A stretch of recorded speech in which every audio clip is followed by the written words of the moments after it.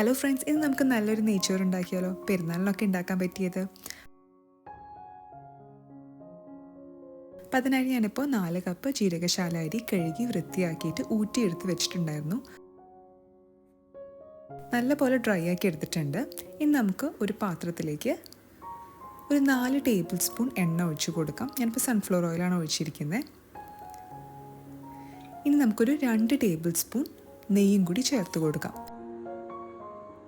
ചൂടായി വരുമ്പോൾ നമുക്കിതിലേക്ക് ഒരു 4 ഏലക്കായ, കുറച്ച് കുരുമുളക്,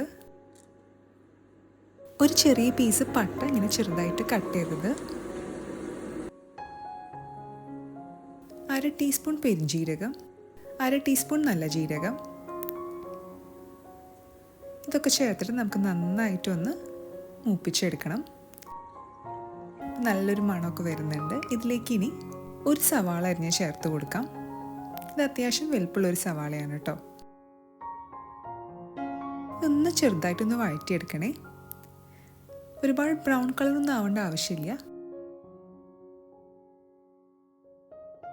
ഇനി നമ്മൾ കഴുകി ഊറ്റി വെച്ചിരിക്കുന്ന അരി ചേർത്ത് കൊടുക്കാം.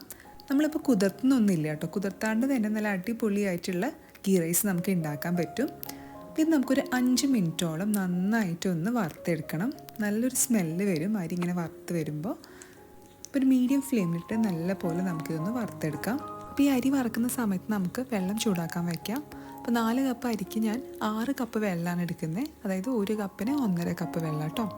ഏത് കപ്പിലാണോ നിങ്ങൾ അരി എടുക്കുന്നത് അതേ സെയിം കപ്പിൽ തന്നെ വെള്ളം എടുത്താൽ മതി. ഇപ്പോൾ അരിയൊക്കെ കറക്റ്റായിട്ട് വറുത്ത് വന്നിട്ടുണ്ട്. ഇങ്ങനെ വറുത്താൽ മാത്രമാണ് നമുക്ക് ഗീ റൈസ് നല്ല ഉതിർന്ന് കിട്ടുള്ളൂ. ഇനി നമുക്കിതിലേക്ക് തിളച്ച വെള്ളം ഒഴിച്ചു കൊടുക്കാം. ഞാനിപ്പോൾ കെറ്റിലാണ് വെള്ളം തിളപ്പിക്കാൻ വെച്ചിരുന്നത്. ഇനി ഇതിലേക്ക് നമുക്ക് 1 ടീസ്പൂൺ ഉപ്പ് ചേർത്ത് കൊടുക്കാം. ഒരു പകുതി ചെറുനാരങ്ങയുടെ നീര്, 2 പച്ചമുളക്, ഇതൊക്കെ ചേർത്തിട്ട് നമുക്ക് നന്നായിട്ടൊന്ന് മിക്സ് ചെയ്യാം.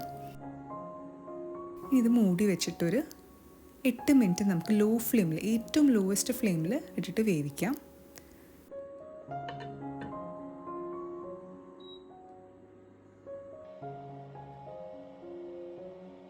ഇപ്പോൾ വെള്ളമൊക്കെ വറ്റി വന്നിട്ടുണ്ട്. ഇതൊന്നും കൂടി ഒന്ന് നമുക്ക് മിക്സ് ചെയ്തിട്ട് വീണ്ടും ഒരു 4 മിനിറ്റും കൂടി വേവിക്കാം.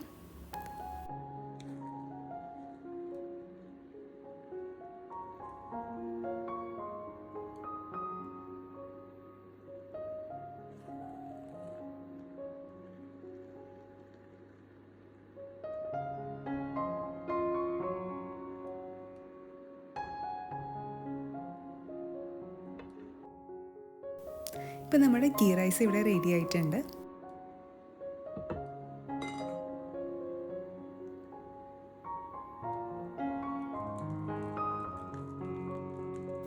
അപ്പോൾ ഈ ഒരു രീതിയിൽ നിങ്ങൾ എന്തായാലും ഒന്ന് ട്രൈ ചെയ്ത് നോക്കണേ. നല്ല ടേസ്റ്റുള്ളൊരു ഗീ റൈസാണ്. റൈസൊക്കെ പെർഫെക്റ്റ് ആയിട്ട് കുക്കായി നല്ല ഉതിർന്നിരിക്കുന്ന ഗീ റൈസ്.